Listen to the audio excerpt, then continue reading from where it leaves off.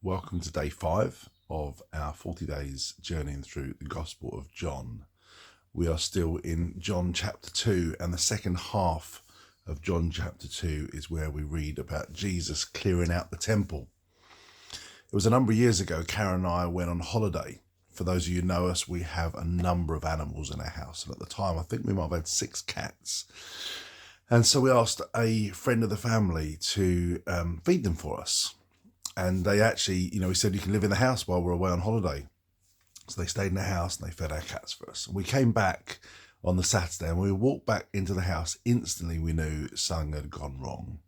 You could just tell something about the house. The atmosphere of the house wasn't right. There was a strange smell about the house. Things weren't how we'd left it. And we were concerned, what has gone on here? And then the more we kind of acclimatized back into the house, the more we realized someone's had a party in this house, and not just like one party. This has been used as a party house.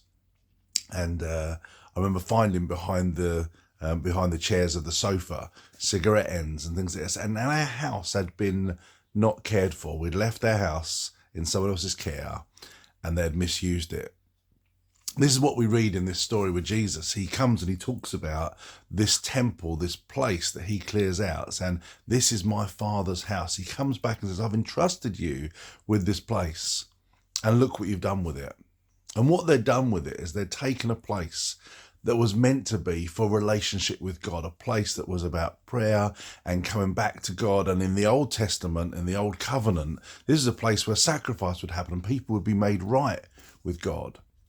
And what the religious leaders had done is they'd turned it into a place where they were going to make money off of people, where they were going to make a profit out of providing the animals that were needed for their sacrifice.